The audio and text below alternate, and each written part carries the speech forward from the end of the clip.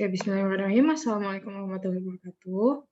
Kenalkan, nama saya Natania Kalisa, dan pada kali ini saya bersama rekan saya, Aisyah Rizky Paramita dan Asri Mulyani, akan mempresentasikan mengenai marketing channel, delivering customer value, dan retailing and wholesaling.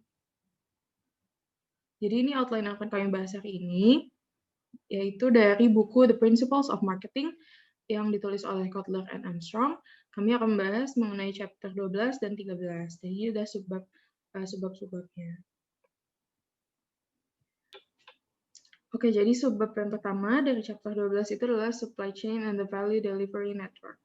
Jadi kan kita sering nih dengar kata-kata supply chain, nah tapi padahal kata-kata itu tuh mungkin aja terlalu limited, terlalu terbatas, karena dia tuh cuma melihat bisnis sebagai make and sell point of view gitu. Dia juga menyarankan kalau raw materials, productive inputs, factory capacity itu tuh step pertama dari market planning. Nah, mungkin yang lebih tepat tuh ada kata-kata demand chain, karena dia tuh melihat pasar terlebih dahulu, melihat kebutuhan konsumen, melihat melihat overall pasar, terus baru direspon dengan organizing a chain of resources and activities untuk mencapai tadi kebutuhan customer. Nah, cuman mungkin kata ini juga terlalu limited karena dia tuh cuman step by step linear view of purchase, production, consumption activities. Ada kata-kata yang lebih tepat lagi yaitu value delivery network yang made up of the company, supplier, distributor, and ultimately customer yang partneran, yang bekerja sama dengan each other untuk meningkatkan performa dari keseluruhan sistem.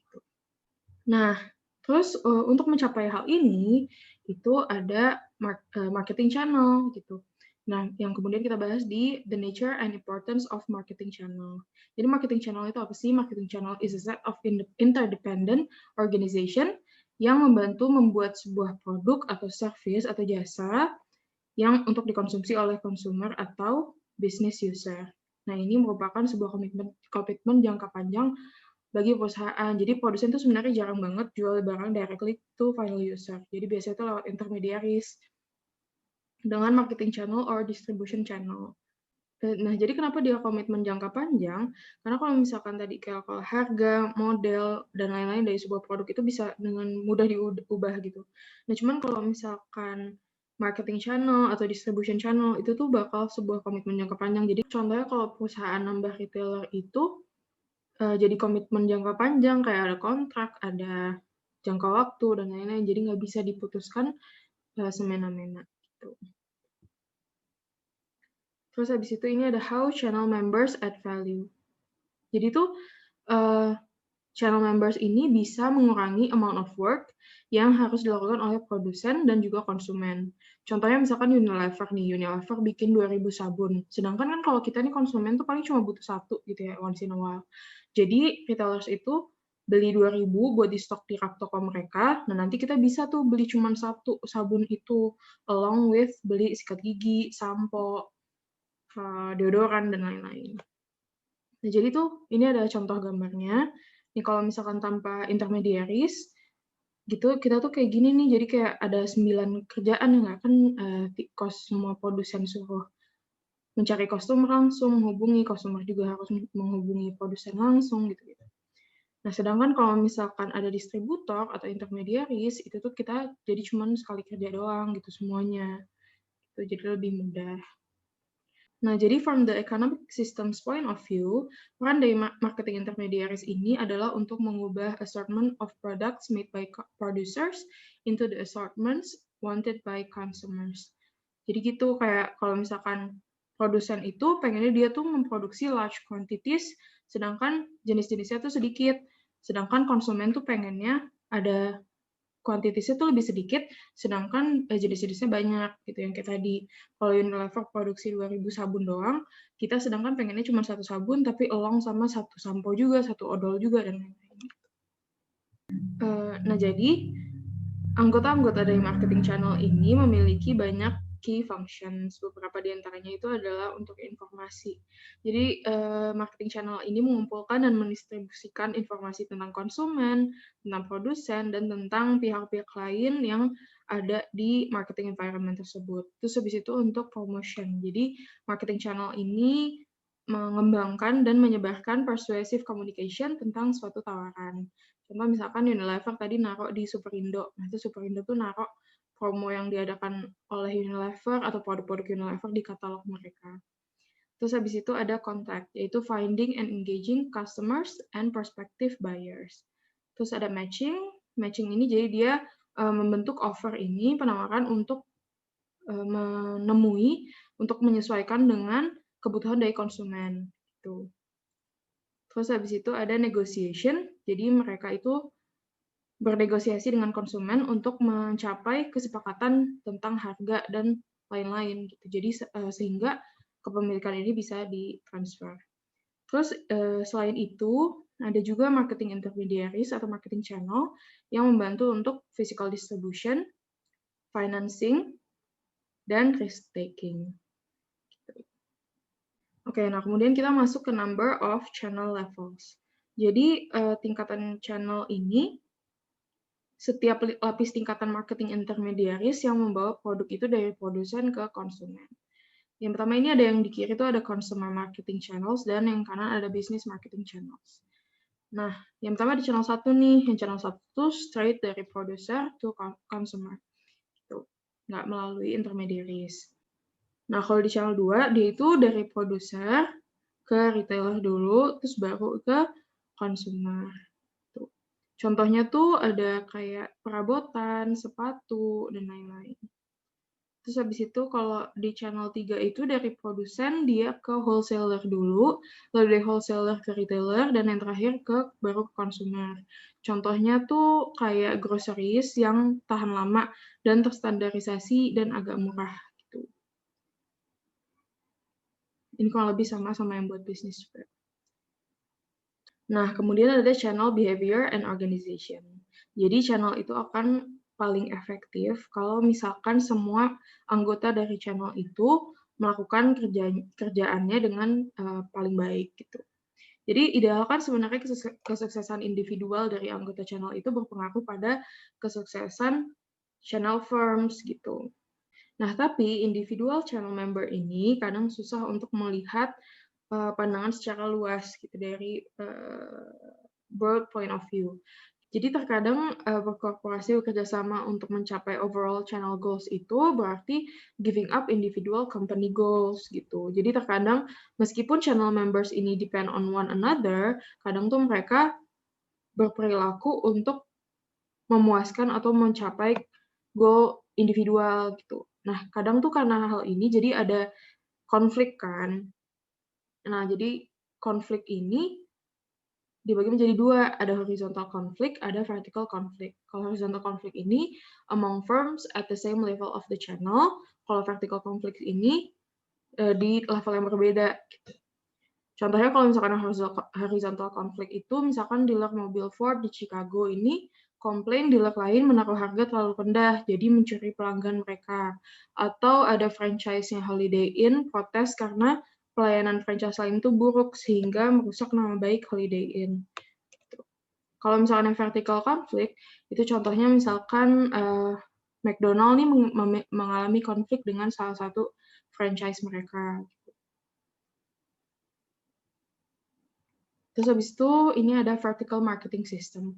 Jadi vertical marketing system itu adalah di mana terdiri dari produser, wholesaler, dan retailer itu berlaku sebagai unified system. Tuh. Jadi ini ada contoh ilustrasinya. Kan tadi kalau misalkan yang conventional marketing channel itu dia kayak lurus ke bawah gini ya. Sedangkan kalau di vertical marketing system tuh dia tiga ini tuh bergabung jadi satu gitu. Terus baru deh hasilnya ke consumer. Nah, ada 3 jenis nih, ada corporate VMS, contractual vertical marketing system, sama administered vertical marketing system. Kalau misalkan corporate itu berarti semua level itu within single company. Jadi produser ada di satu company itu, retailer juga ada di company yang itu, dan wholesaler juga ada di company yang itu. Nah, kalau contractual itu berarti ada persetujuan formal. Contoh McD dengan franchises mereka. Nah, terus habis itu kalau administered, berarti salah satu pihak itu lebih dominan dan mengorganisir vertical marketing system secara informal. Contohnya kayak misalkan Superindo ini menentukan standar bagi sampo, sabun, dan lain-lain. Gitu. Terus habis itu ada horizontal marketing system. Jadi kalau horizontal marketing system ini ketika 2 atau lebih companies itu dalam satu level join together to follow a new marketing opportunity. Contohnya misalkan McDonald menempatkan versi express-nya di Walmart. Jadi McD ini mendapatkan keuntungan dari ramainya Walmart itu, ramai pengunjungnya Walmart, dan Walmart ini bisa memuaskan pelanggan atau pembeli mereka yang lapar, jadi nggak perlu keluar dari Walmart, itu tuh bisa makan di McDonald Express ini. Terus ada multi-channel distribution system, itu di mana ada sebuah company yang produsennya ini sets up 2 or more marketing channel untuk mencapai 1 or more customer segments. Ini ada contoh ilustrasinya, kayak misalkan ada firm 1 nih, dia memiliki 4 customer segments. Nah, untuk customer segment 1, dia direct nih tanpa intermediaries. Untuk customer segment 2, dia melalui retailer doang. Untuk bisnis segmen 1, dia melalui distributor dan dealers. Sedangkan untuk bisnis segmen 2, dia directly juga. Jadi dia mengkombinasi untuk mencapai customer segment yang berbeda-beda juga. Terus habis itu ada changing channel organization. Jadi kan sekarang tuh ada perubahan di teknologi, ada explosive growth of direct and online marketing. Nah, itu tuh jadi perusahaan tuh harus menyesuaikan diri juga gitu untuk memilih marketing channel atau distribution channel-nya. Nah, terus habis itu ada juga nih disintermediation. Disintermediation ini terjadi kalau misalkan produk atau service producer itu memotong, membatalkan intermediaries dan langsung ke final buyers. Contohnya dari changing channel organization ini misalkan music producer. Music producer tuh dulu mungkin melalui kaset atau CD gitu untuk menyebarkan musiknya ke konsumen. Nah, sedangkan sekarang tuh udah cukup lewat Spotify atau misalkan lewat Apple Music. Jadi kan kita udah tahu nih tadi ada bentuk-bentuk dari marketing channel. Nah, sekarang kita belajar mengenai channel design decision. Jadi channel design decision itu gimana cara kita memilih marketing channel yang paling tepat gitu. Nah, jadi marketing channel design ini untuk ada 4 kegunaannya.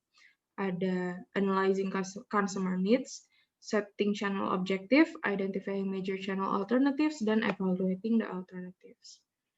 Jadi kalau analyzing consumer needs, itu marketing channel itu adalah part of the overall customer value delivery network.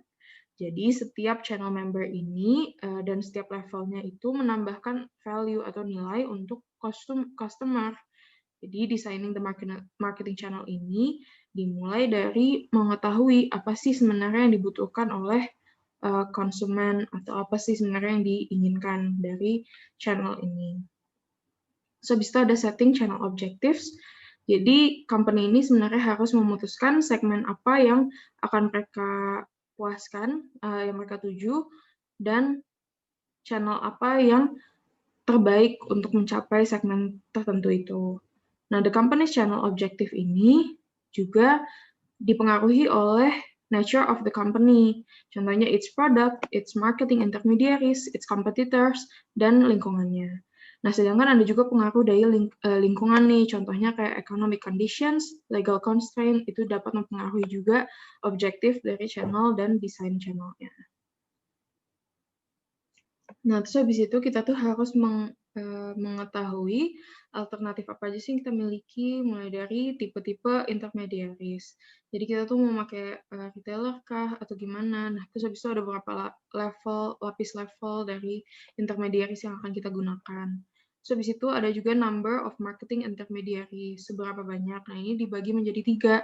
Ada intensive distribution, ada exclusive distribution, dan ada selective distribution. Nah, kalau intensif ini strategi di mana perusahaan itu menyetok produk di as many as possible franchise. Jadi, the more the better. Nah, terus habis itu ada eksklusif, di mana produsen ini hanya memilih beberapa dealer. Jadi, barangnya jadi eksklusif gitu. Contohnya kayak perhiasan, jewelry, dan hal-hal yang one of a kind, yang limited edition, yang kayak gitu-gitu.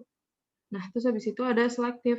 Nah, kalau selektif ini di antara intensif dan eksklusif. Jadi dia tuh nggak cuman limited banget kayak eksklusif, tapi dia juga nggak as many as possible tuh bagus gitu. Jadi contohnya tuh kayak furnitur, perabotan rumah, dan lain-lain. Terus habis itu ada responsibilities of channel member. Jadi di sini tuh assign kayak peran dari channel membersnya ini tuh apa aja, kayak misalkan retailer tuh perannya apa, kewajibannya apa, dan lain-lain gitu. So, habis itu ada evaluating the major alternatives. Jadi setelah kita mengetahui nih alternatif yang ingin kita pakai, itu tuh harus dievaluasi kembali. Apakah alternatif ini itu tuh will best satisfy its long run objective gitu. Jadi semua alternatif ini harus dievaluasi lagi against economic control and adaptability.